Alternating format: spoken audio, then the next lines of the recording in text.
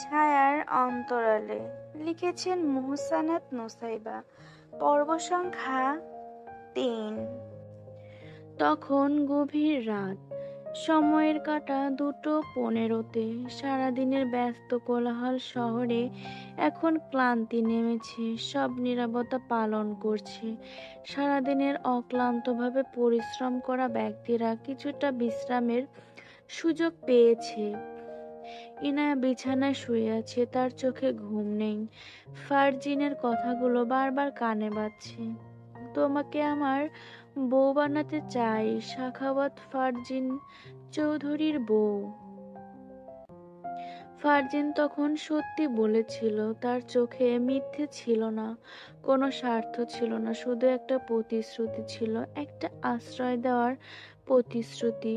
কিন্তু সে কি সেই আশ্রয় নিতে প্রস্তুত?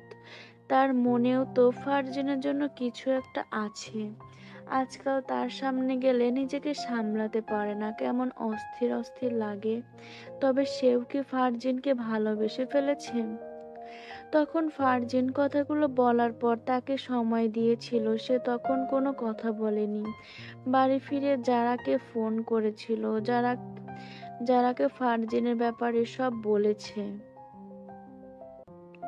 সব শোনার পর যারা বলে, দেখ ইনায়া, আমি ড্যাম শিওর ফারজিন ভাইয়া তোকে সত্যি ভালোবাসে।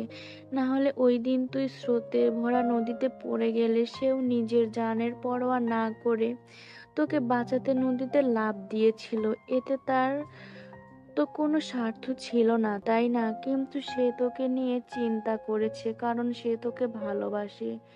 এবার সিদ্ধান্ত তোর হাতে, তুই কি করবি? যারার কথাগুলো মাথায় ঘুরছে। হুট করে প্রথমে কোনো ছেলের আগমন ঘটলো তার মনের কুঠিরে। ইনায়ার বয়স কম, 17 বছর। বয়সটা আবেগী বয়স। এই বয়সে কোনো কিছু একবার মাথায় ঢুকলে সেটা বের হতে চায় না। অল্পতেই বিশ্বাস করে ফেলা এদের অন্যতম বৈশিষ্ট্য। ইনায়া আর ভাবতে পারছে না। উঠে বেলকনিতে গেল, রেলিং এর উপর হাত রেখে আকাশের পানে তাকালো। আজকের আকাশটা বেশ পরিষ্কার।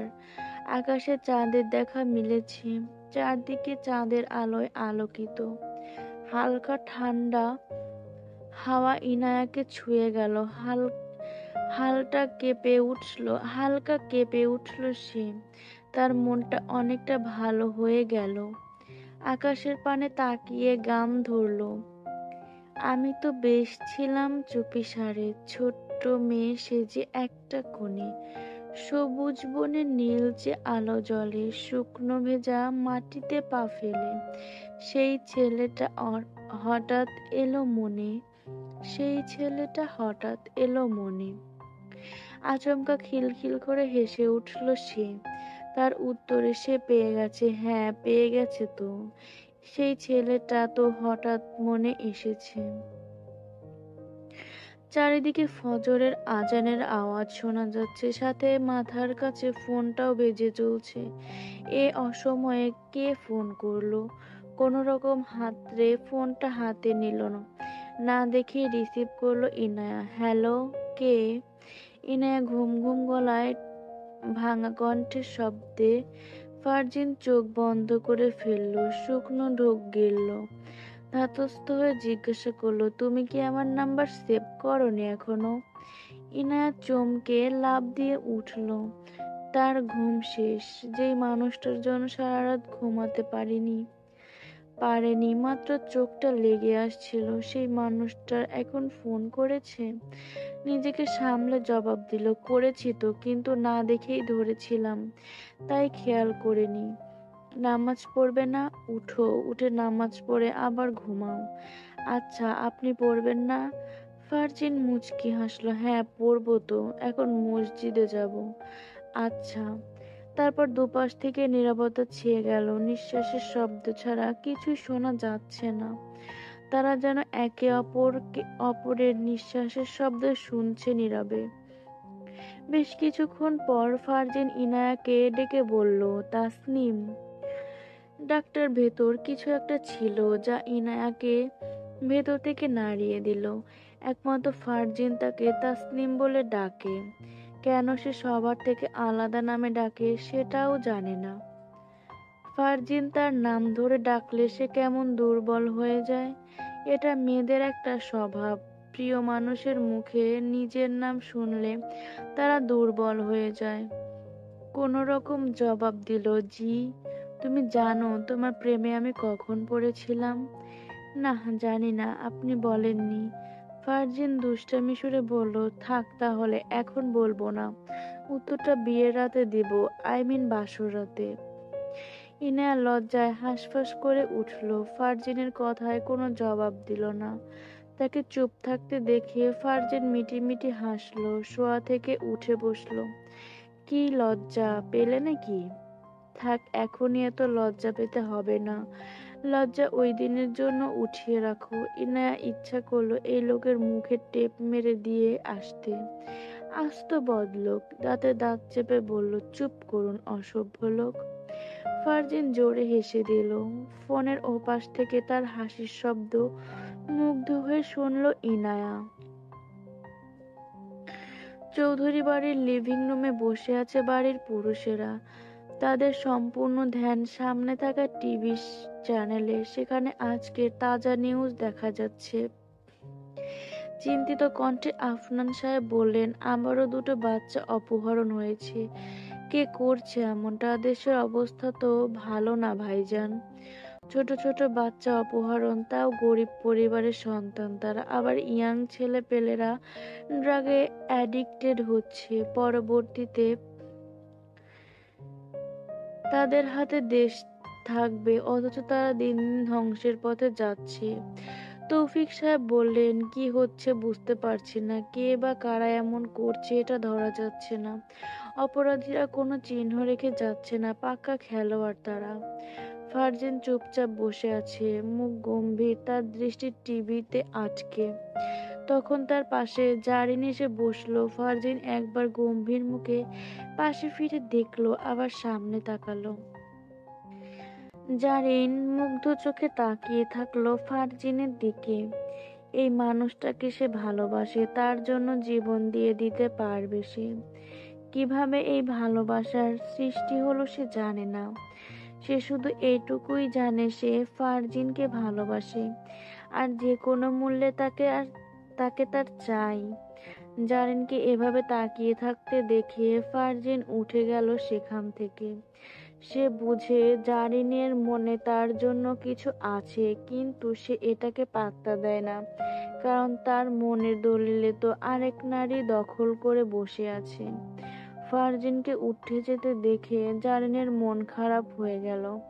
ফারজিন সবসময় তাকে এড়িয়ে চলে। সে সবসময় চায় ফারজিনের কাছাকাছি থাকতে, কিন্তু ফারজিন তাকে এড়িয়ে চলে। ফারজিন বিকেলে বাইক নিয়ে বের হলো। বাড়ি থেকে কিছুটা দূরে একটা লেকের পাশে এসে বাইক থামালো। লেকের সামনে চায়ের দোকানে বসে আছে নিহাল আর স্থানী। তারা তিনজন সময় পেলেই এখানে এসে আড্ডা দেয়। এটা তাদের আড্ডা দেওয়ার স্থান। হেলমেট খুলতে খুলতে এগিয়ে আসছে ফারজিন। সে কাজের বাহিরে প্রায় বাইক চালায়। বাইক তার পছন্দের তালিকায় দ্বিতীয়তে আছে। তার মতো সানি আর নেহালেরও বাইক পছন্দ। হুটহাট রাত দুপুরে তারা তিন বন্ধু মিলে বাইক রাইডিং এ বের হয়ে যায়। ফারজিনের পরনে জিন্স প্যান্ট, সাথে শার্ট পরা, শার্টের বোতাম খোলা, চুলগুলো এলোমেলো। এক হাতে হেলমেট ধরে তার অন্য হাতে চুল ঠিক করতে করতে এগিয়ে আসছে। ফারজিনকে তাদের দিকে আসতে দেখে নিহাল জোরে গান শুরু করলো। ইনায়া লাইলির প্রেমে পাগল পাড়ার একটা পোলা, চিপা চাপা জিন্স প্যান্ট পরা, শার্টের বোতাম খোলা, রাহুল কাটিং চুল সাটিং, কানে পড়ছে দুল। পাড়ার লোকে নাম রাখছে তার পাঙ্কু আবুল। নিহালের গান শুনে ফিক করে হেসে দিল সানি।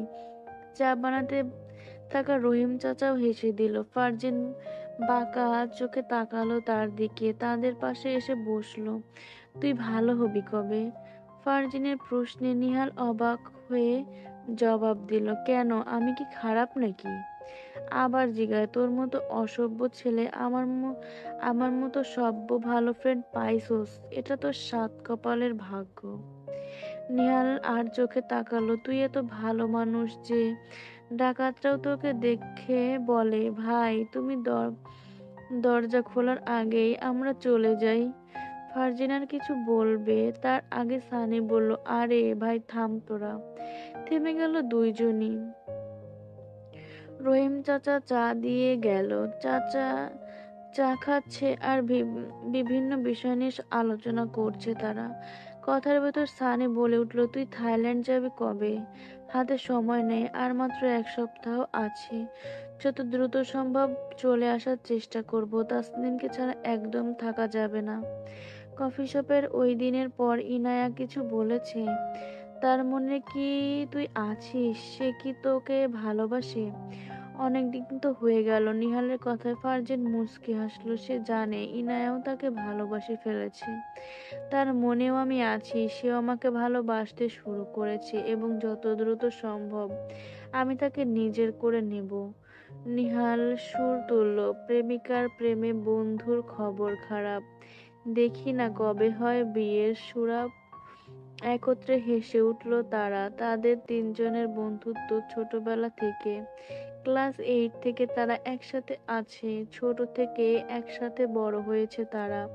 তারা তিনজন একে অপরকে জান বলতে গেলেও কেউ কাউকে ছাড়া থাকতে পারে না। একে অপরের নির্ভরযোগ্য, বিশ্বস্ত। আনন্দের মুহূর্ত ভাগ করে নেয়, আবার দুঃসময়ে সাহস যোগায়। বন্ধুত্ব এমন একটি সম্পর্ক যা আমাদের জীবনের প্রতিটি মুহূর্তকে অর্থবহ করে তোলে। সত্যিকারের বন্ধুর উপস্থিতি জীবনকে সহজ এবং সুন্দর করে তোলে। একটা নির্জন জায়গা, আশেপাশে ঘরবাড়ি দেখা নেই। যতদূর চোখ যায় সব গাছপালায় ভরপুর। দুপুরের কড়া রোদ ও ঘন গাছপালায় ঢাকা জমিনে পড়তে যেন কত কৃপণতা দেখাচ্ছে। এখানে মানুষের আনাগোনা নেই বললেই চলে। এমন এক জায়গাতে অবস্থিত একটি দোতলা বাড়িটি দেখতেই ভুতুড়ে লাগছে। মনে হচ্ছে কত শত বছর এখানে মানুষের পা দেয়নি। বাড়িটির গা বেয়ে বড় বড় লতাপাতা বেয়ে আছে, শ্যাওলা ধরা দেওয়াল। সেই বাড়িতেই দোতলায় কর্নারের একটা নির্দিষ্ট রুমে দুজন লোক সামনাসামনি বসে আছে। একজনের পেছনে দুজন পালোয়ান মতো লোক শটান ভাবে দাঁড়িয়ে আছে। তারা ওই লোকের বডিগার্ড। তারা সামনে বসে আছে মাহবুব খান। তারা কোনো বিষয় নিয়ে কথা কাটাকাটি করছে।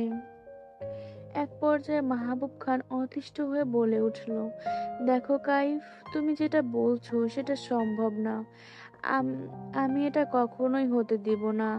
আমি পেপারে সাইন করেছি ঠিক আছে, কিন্তু সেটা নিজের সাথে। আমি যতদিন নিরাপদ থাকবো ততদিন আমি শান্ত থাকতে চাচ্ছি। যদি কখনো দেখি হিতে বিপরীত হচ্ছে, তখন আমি ভাববো কি করা যায়। মাহবুব খান যতটা অতিষ্ঠ হয়ে কথাটা বলল তার থেকে দ্বিগুণ শান্ত দেখালো সামনে বসে থাকা মানুষটিকে। কাইফ শান্ত চোখে তাকালো মাহবুব খানের দিকে। হালকা বাদামি তীক্ষ্ণ দৃষ্টি, যেন সে কাউকে দেখলেই তার দুর্বলতা ধরে ফেলতে পারবে। শান্ত গভীর কণ্ঠে বলল, যদি আপনার নিরাপত্তাকেই আমি কেড়ে নিই তখন?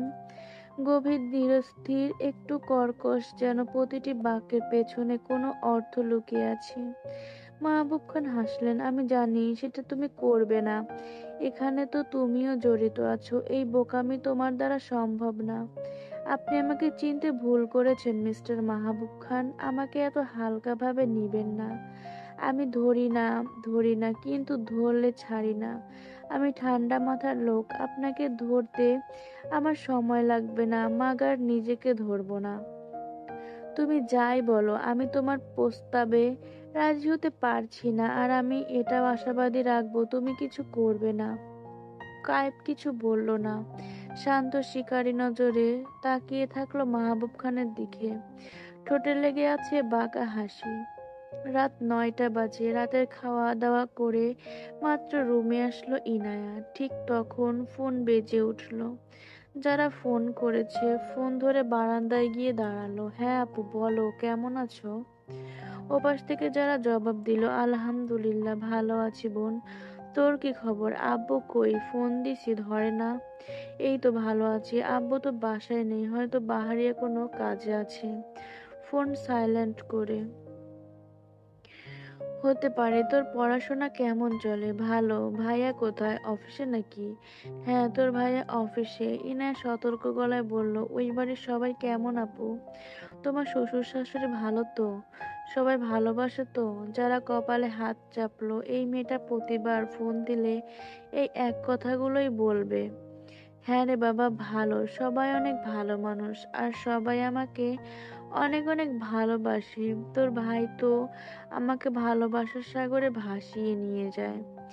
ইনায়া খিলখিল করে হেসে দিল। আচ্ছা তাই নাকি? ভাইয়া তোমাকে ভালোবাসার সাগরে ভাসিয়ে নিয়ে যায়? যারাও হেসে দিল। পরপর বলল, হ্যাঁ রে ইনায়া, তুই ফারজিন ভাইয়াকে কিছু বলেছিস? আর তোর মনের কথা বলেছিস? না আপু, মনের কথা বলিনি, কিন্তু আমি শিওর সে বুঝে আমার মনের কথা। ইনায়ার কণ্ঠে লজ্জার আভাস। তাও নিজের মুখে বলবি তো? ইনায়া জোরে জোরে বলল, না না, আমি বলতে পারবো না, আমার মুখ থেকে বের হবে না এই কথা, মরেই যাব একদম। আরো কিছু কথা বলে ফোন রেখে দিল। ইনায়া আর জারার বয়সের পার্থক্য 3 বছরের, কিন্তু তারা দুজন দুজনের বেস্ট ফ্রেন্ড। নিজের গোপন কথা অনায়াসে নিজেদের ভেতর শেয়ার করে। ছোটবেলা থেকেই কেউ কাউকে ছাড়া কিছুই করতো না, কিন্তু আজ পরিস্থিতির কারণে দুজন আলাদা। যারার সাথে কথা শেষ করে ইনায়া বুদ্ধদেব গুহর লেখা বাবলি বইটা নিয়ে পড়তে বসলো। আজকে সারাদিন ফারজিন একবারও ফোন দেয়নি, হয়তো একটু বেশি ব্যস্ত, তা অবুঝ মনটা মানতে নারাজ। বিছানায় হেলান দিয়ে পা লম্বা করে বসে পায়ের ওপর ল্যাপটপ রেখে কাজ করছে ফারজিন। তখন ঘরের দরজার কেউ নক করলো। ফারজিন না তাকিয়েই জবাব দিল, আসো। ভেতরে ঢুকলেন সায়রা চৌধুরী। সায়রা আর তৌফিক ছিলেন চাচাতো ভাই বোন। তাদের প্রেমের বিয়ে ছিল। সায়রার অন্য জায়গায় বিয়ে ঠিক হলে তৌফিক সাহেব এক প্রকার যুদ্ধ করে সায়রাকে বিয়ে করেছিলেন।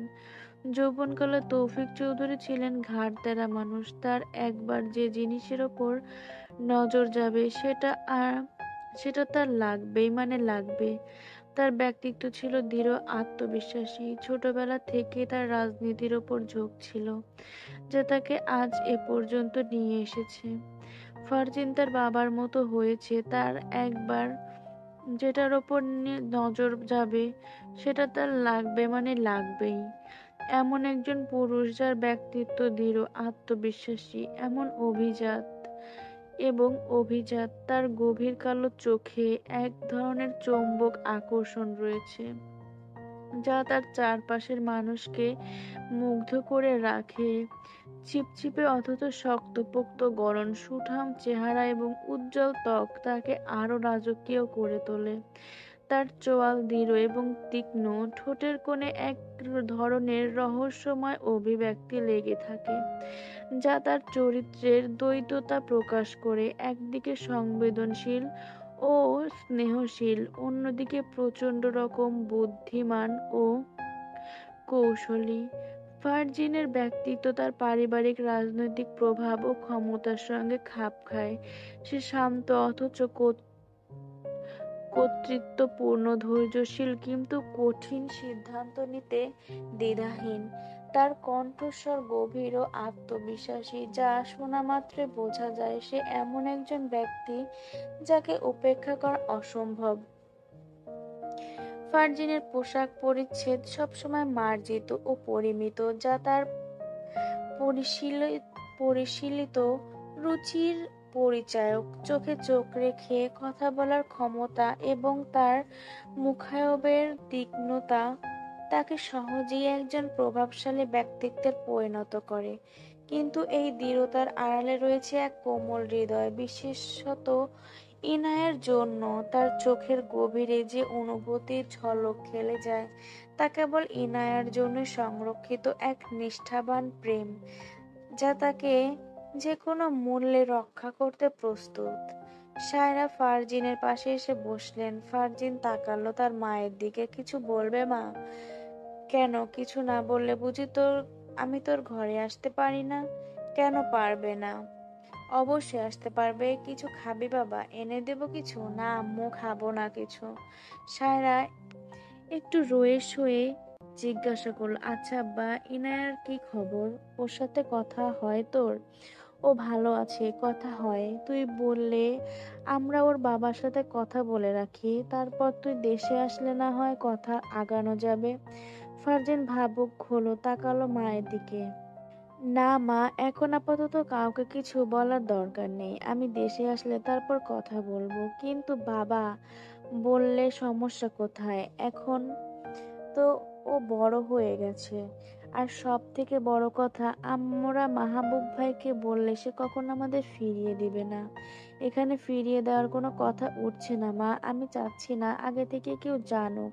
আমি চাচ্ছি আমি এখান থেকে যাওয়ার পর আবার দেশে আসলে তখন কথা তুলতে। ঠিক আছে, যা ভালো বুঝো করো তুমি। ছেলের কাছে হার মানলেন সায়রা। তার স্বামী আর তার এই ছোট ছেলে এক জাতের হয়েছে। তারা যেটা বলবে সেটাই হবে। চোখ মুখ কুঁচকে ফেললেন তিনি। সায়রা চলে যেতেই ইনায়াকে ফোন করলো ফারজিন। আজকে সারাদিন ইনায়াকে ফোন করেনি সে, ইচ্ছা করেই দেয়নি, যাতে ইনায়া একটু মিস করুক তাকে। সারাদিন পর ফারজিনের ফোন পেয়ে ইনায়ার অভিমানটা তীর তীর করে বাড়লো। অভিমান কাছের মানুষের ওপর করা যায়, যাদের প্রতি আমাদের ভালোবাসা, আশা বা নির্ভরতা থাকে, তাদের ওপর অভিমান করা যায়। অভিমান হয় তখনই যখন কাছের মানুষদের কাছ থেকে প্রত্যাশিত ভালোবাসার যত্ন বা সম্মান পাওয়া যায়। এনায়ারও অভিমান হয়েছে। সেও তো তার সব থেকে কাছের মানুষের কাছ থেকে আজ সারাদিন ফোন পায়নি। কেন ফোন করেনি সে? এত ব্যস্ত ছিল যে একটা ফোন পর্যন্ত করতে পারেনি। ফোন কানে নিয়ে বসে থাকলো ইনায়া, কোনো কথা বলল না। ফারজিনও চুপ হয়ে আছে। কিছুক্ষণ পর ফারজান বলল, কি হলো, কথা বলবে না? ইনায়া কিছু বলল না, তার চোখে পানি টলমল করছে। ফারজান আবারও জিজ্ঞেস করলো, তাসনিম, রাগ করেছো আমার ওপর আজ সারাদিন ফোন দেয়নি বলে? ইনায়া চোখ মুছে নাক টেনে বলল, না, রাগ করব কেন? রাগ করার আমি কে? আমি তো কেউ না। আমি কোনো রাগ আমি কোনো রাগটা করি নাই। ফারজান নিঃশব্দে হাসলো। রাগ করার তুমি কে মানে? মানে কি? তুমি তো সব। তুমি রাগ করবে, তুমি অভিমান করবে, তুমি অভিযোগ করবে। তুমি ছাড়া কে আছে আমার, বলো? আজ সারাদিন ফোন করেননি কেন? দেখছিলাম তুমি আমাকে মিস করো কিনা। কি দেখলেন? করেছি মিস? করেছো তো। না করলে কি অভিমান করতে, কান্নাও করতে না? এনায়েত চমকে উঠল। আপনাকে কে বললো আমি কান্না করছি? কে বলবে? আমি বলছি। তোমার কথা শুনে বুঝতে পারছি। ইনায়া মুখটা লজ্জায় ছোট হয়ে গেল। ফারজিন কথা ঘোরালো, রাতে খেয়েছো? হ্যাঁ খেয়েছি। আপনি খেয়েছেন? না এখনো খাইনি। কালকে কলেজে যাবে না? হ্যাঁ যাব। কলেজ শেষে দাঁড়াবে, আমি আসবো। আচ্ছা। সকাল 9টা বাজে। ডাইনিং টেবিলে বসে নাস্তা করছেন মাহবুব খান, জুনায়েদ খান, রাফিয়া, রায়হান আর ইনায়া। তাদের এটা ওটা দিচ্ছে আসমা বেগম আর আকলিমা বেগম। মাহবুব খানরা 3 ভাই আর 1 বোন। মাহবুব খান 3 ভাই হলেও তার ছোট ভাই জুবায়ের খান তাদের সাথে থাকে না। কোনো এক কারণে সে তার বউ বাচ্চা নিয়ে আলাদা হয়ে গেছে। আর বোন রেহানা খান শ্বশুর বাড়িতেই থাকেন। আসমা বেগম এগিয়ে আসলেন, ইনায়াকে জিজ্ঞাসা করলেন, আর কিছু দেবো মা? না মেজুমা, আর কিছু লাগবে না। সে গেল এবার রাফিয়া রায়হানের কাছে। তারাও কিছু নেবে না। রাফিয়া এবার ক্লাস 8-এ পড়ে আর রায়হান ক্লাস 6-এ পড়ে। খাওয়ার মাঝে মাহবুব খান ইনাকে জিজ্ঞেস করলো, তুমি কি এখনই বের হবে? হ্যাঁ আব্বু, এখনই বের হব। তাহলে আসো। আমিও বের হব এখন। তোমাদের কলেজের পাশ দিয়ে যাব আজকে। তোমাকে নামিয়ে দিয়ে যাব। ইনায়া মাথা নাড়ালো। আচ্ছা। কাল অক্টোবরের 2 তারিখ, রোজ বৃহস্পতিবার সকালে ফারজিনের ফ্লাইট। সে বাংলাদেশ ছেড়ে সুদূর থাইল্যান্ডে চলে যাবে 2 বছরের জন্য। এখন রাত 11টা বাজে। ফারজিনের কেমন অস্থির অস্থির লাগছে। ইনায়াকে ফোন করলো। ইনায়া সাথে সাথে ফোন ধরলো। ফারজিন ডাক দিল, তাসনিম। ডাকটার ভেতর কিছু একটা ছিল যা ইনায়ার সর্বাঙ্গে কাঁপন ধরিয়ে দিল। কি হয়েছে? ফারজিনের জবাব দিল, জি কি হয়েছে আপনার? আমি কালকে চলে যাব। ইনায়া জানে ফারজান কালকে চলে যাবে, তারও তো কিছু ভালো লাগছে না। কেমন অস্থির অস্থির লাগছে। কোনো রকম জবাব দিল, জানি তো। ফারজান হুট করে আবদার করলো, আমার সাথে দেখা করবে এখন প্লিজ? তোমাকে আমার এখনই দেখা প্রয়োজন, না হলে মরেই যাব। ফারজিন কেমন ছটফট করতে করতে বলছে কথাগুলো। ইনায়াও ফারজিনকে দেখতে ইচ্ছে করছে। কালকে সকালেই ফারজিন চলে যাবে, আর দেখা হবে না। কিন্তু এখন কিভাবে দেখা করবে? এখন কিভাবে দেখা করবে? 10 মিনিটের ভেতরে আমি আসছি, তুমি তোমাদের পুকুর পাড়ে আসো। ইনায়াকে কিছু বলার সুযোগ না দিয়ে ফোনটা কেটে দিল ফারজিন। এদিকে ইনায়া চিন্তায় পড়ে গেছে। একবার যদি কেউ দেখে ফেলে তাহলে কেলেঙ্কারি হয়ে যাবে। পুকুর ঘাটের সামনাসামনি দাঁড়িয়ে আছে ফারজিন আর ইনায়া। কেউ কোনো কথা বলছে না। ইনায়ার মাথা নিচু করে আছে, আর ফারজিন গভীর দৃষ্টিতে ইনায়ার দিকে তাকিয়ে থাকে, যেন সে ইনায়ার মুখের প্রতিটি রেখা, প্রতিটি অভিব্যক্তি মনের ভেতর চিরস্থায়ী করে রাখতে চাচ্ছে। চারপাশ নিস্তব্ধ, শুধু দূর থেকে ঝিঝি পোকার শব্দ ভেসে আসছে। ইনায়া মাথা নিচু করে দাঁড়িয়ে আছে, তার আঙুলের মাথাগুলো একটার সাথে আরেকটা জড়িয়ে রেখেছে। নিজেকে সামলানোর চেষ্টা করছে। ফারজিন এক ধাপ সামনে এগিয়ে আসে। তার গলা একটু ভারী শোনায়, একবারও তাকাবে না আমার দিকে? ইনায়া চোখ বন্ধ করে গভীর শ্বাস নেয়।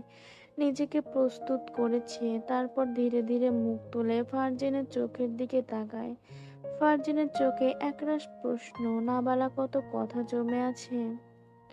ফারজিন নরম স্বরে জিজ্ঞেস করে, তুমি চুপ করে আছো কেন তাসনিম? ইনায়ার ঠোঁট কাঁপে, কিন্তু সে কিছু বলতে পারে না। ফারজিনের বুকের ভেতর অদ্ভুত এক অস্থিরতা কাজ করে। সে আরেকটু কাছে এগিয়ে আসে। ইনায়ার মুখের 1 ইঞ্চি দূরত্বে দাঁড়িয়ে ফিসফিস করে বলে, আমাকে কিছু বলবে না? ইনায়া নীরব রইল। তার মুখ থেকে কোনো কথা বের হচ্ছে না। ইনায়াকে চুপ থাকতে দেখে ফের বলে উঠল, কালকে চলে যাচ্ছি ইনায়া। ইনায়া মাথা নিচু করে দাঁড়িয়েছিল। শীতল বাতাস তার ওড়নাটা উড়িয়ে আনমনে খেলছিল, আর পুকুরের স্থির জলে চাঁদের প্রতিচ্ছবি কেঁপে কেঁপে উঠছিল। তুমি চুপ করে আছো কেন? ফারজিনের কণ্ঠে কেমন জানি ব্যাকুলতা। ইনায়া ধীরে ধীরে মুখ তুলে তাকালো, চোখে পানি জমে উঠেছে। আপনাকে না দেখলে বুঝতে পারতাম না যে বিদায় বলা এত কঠিন। ফারজিন ইনায়ার চোখের দিকে তাকিয়ে বলল, বিদায় বলবে কেন? আমি কি ফিরে আসবো না? ইনায়া ফিসফিস করে বলল, ফিরে আসবেন, কিন্তু সবকিছু কি আগের মতো থাকবে তো? ফারজান গভীর চোখে তাকিয়ে থাকলো ইনায়ার দিকে। আমি জানি না সবকিছু আগের মতো থাকবে কিনা, তবে একটা কথা জানি, তুমি আমার কাছে সবসময় আগের মতোই থাকবে। ইনায়া চোখ বন্ধ করলো। সে নিজের মনকে বোঝানোর চেষ্টা করছে। আপনার যাওয়ার দরকার ছিল। আপনার দাওয়া- আপনার যাওয়ার দরকার ছিল, না গেলে হতো না। যাওয়াই লাগবে, থাকা যায় না। ফারজিন দীর্ঘশ্বাস ফেলল। আমি চাইলে থাকতেই পারতাম, কিন্তু তাহলে আমাদের ভবিষ্যৎ তৈরি হবে না। আমি চাই না আমাদের সম্পর্ক কোনো অসম্পূর্ণ স্বপ্ন হয়ে থাকুক। নীরবতা নামলো। পুকুরের জল ঠান্ডা বাতাসে দুলতে লাগলো। ফারজিন এক মুহূর্ত অপেক্ষা করে বলল, তুমি আমার জন্য অপেক্ষা করবে তো ইনায়া? ইনায়া প্রথমবারের মতো ফারজিনের হাত ধরল শক্ত করে। আমি অপেক্ষা করব যতদিন প্রয়োজন। ফারজিন হালকা হেসে মাথা নত করে ইনায়ার কপালে চুমু খেল। তাহলে ভয় কিসের? আমি ফিরবো তোমার কাছে, আমার গল্পের কাছে। ইনায়া কান্না করছে, চোখ মুছে দিল তার। কান্না করো না সোনা, আমি যত দ্রুত সম্ভব চলে আসার চেষ্টা করব। ইনায়া কান্না করেই যাচ্ছে, হিচকি তুলে বলল, ওখানে গিয়ে আমাকে ভুলে যাবেন না তো? আমি কিন্তু মরেই যাব আপনাকে ছাড়া। ফারজান ইনায়ার মুখ চেপে ধরল, এমন কথা আর বলবে না তুমি। আমি কখনো তোমাকে ছেড়ে যাব না তাসনিম। একমাত্র মৃত্যু ছাড়া আমাকে তোমার থেকে কেউ আলাদা করতে পারবে না। গভীর রাত গভীর হচ্ছিল, কিন্তু তাদের নিঃশব্দ প্রতিজ্ঞাগুলো বাতাসে জেগে রইল, সাক্ষী হয়ে পুকুর স্থির জলের মতো। ফারজিন ঘরে এসে ফ্রেশ হয়ে বিছানায় শুয়ে তার ফোনের মেসেজ আসলো। ইনায়া দিয়েছে মেসেজ, দেখলো এটা ভয়েস মেসেজ। ভয়েসে ক্লিক করলো, সাথে সাথে ইনায়ার মিষ্টি কণ্ঠের গান শোনা গেল। বিদেশ গিয়া বন্ধু তুমি আমায় ভুইল না, চিঠি দিও পত্র দিও, জানাইও ঠিকানা রে জানাইও ঠিকানা। তোমার আশায় বন্ধু আমি রইব পন্থ চাইয়া, অদিন সুদিন 12 মাসে দুই নয়ন ভিজাইয়া। বিরহে ও প্রেমানলে আমায় ভুইল না, চিঠি দিও পত্র দিও, জানাইও ঠিকানা রে বন্ধু জানাইও ঠিকানা। ফারজিনের চোখের পানি দেখা দিল, গলা শুকিয়ে গেল।